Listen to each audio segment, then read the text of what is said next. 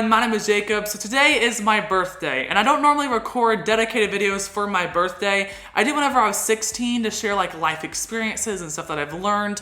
And I decided I would do that again for my 18th birthday since 18 is, you know, a big number.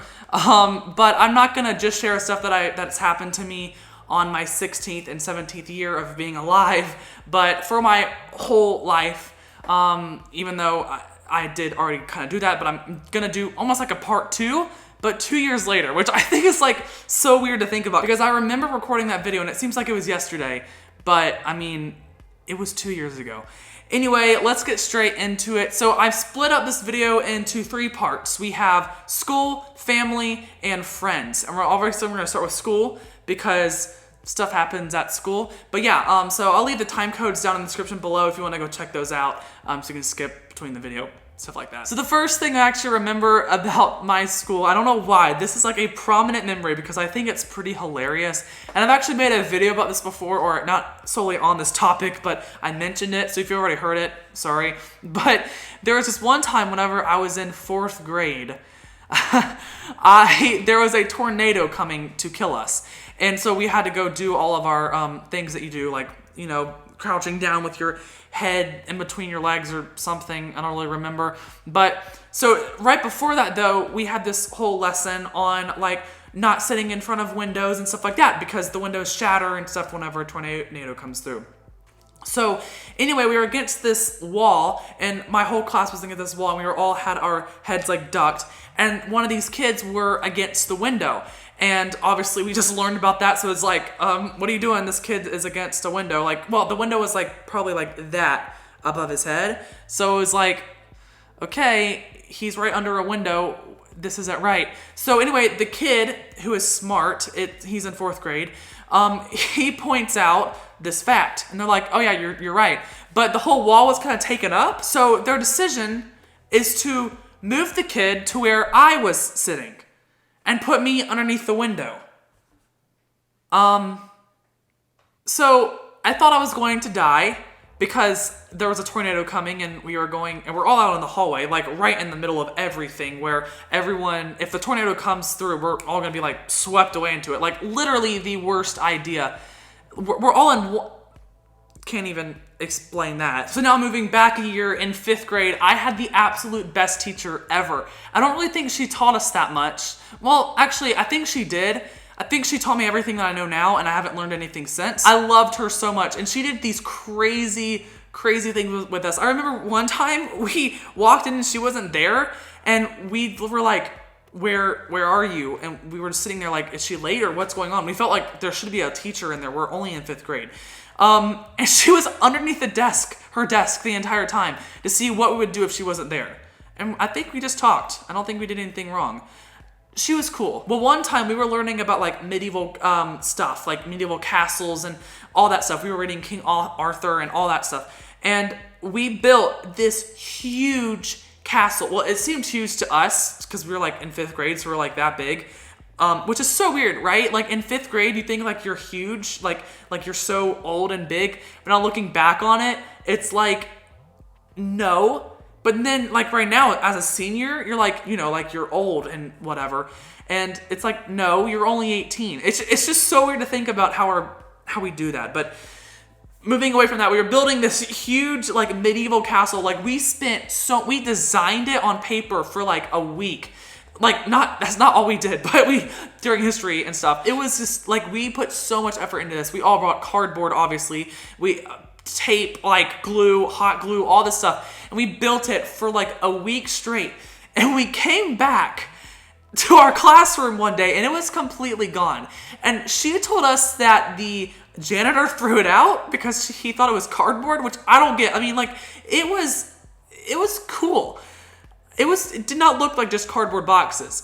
I don't really know the story behind that because now that I'm thinking back on it, I'm like, the janitor didn't just throw that out. That doesn't sound right.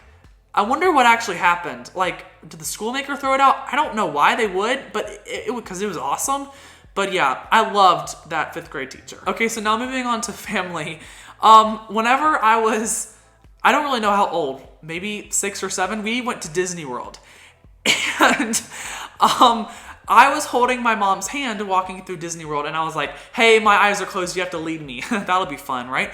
So my eyes are closed and we're walking. Like, they are completely closed. I don't think my mom actually believed me, and she kind of forgot about it because, like, I was doing this for a while, and I ran smack into a pole. That is like the epitome of my life. I feel like we're at Disney World and I run smack into a pole. And so we have to go to the medic place, and they're like checking me out to make sure my nose isn't broken and stuff. And I find that I don't really remember that. I remember it from stories, and I also remember the medic place, but I find that hilarious. Another thing that happened, my parents were on vacation. I don't remember where they were, but they don't go on vacation that often, so I don't really know what it was, but I was probably like 10 at the time, so my grandparents were watching me. So this lady went and knocked on the door, and I don't know why I went to the door. I'm not the type of person like go up to the door and answer it voluntarily, especially at 10, but I do answer the door now sometimes.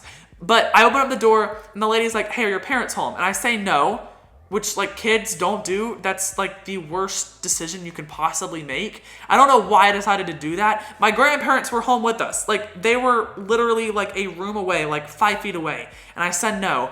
And the lady was like, now, I don't really remember exactly what she said, but it was either, like, a child molester or a murderer was in the neighborhood. And I'm like, oh, okay, great. I did not sleep that night. And I really hope that they caught the guy, because, like, who was that lady that came to our door? I don't recognize her. I don't think she was one of our neighbors. I don't know. That's weird. Whenever I was probably like 8 or 9, maybe, I was up in my room, and I don't remember if it was like rest time or if I was like in timeout, but all I know is that my dad said, like, don't leave the room. I'm pretty sure I was in some sort of timeout. And so, actually, it was probably rest time because I was in there for a while. I don't think they would have left me in there for that long. So I was like in my room playing with Legos because I was really big into Legos. And I was like extremely nauseous for whatever reason. I don't know why. And I was like so nauseous. I believe I had the stomach virus, but like my parents didn't know it. It was like developing in that rest time.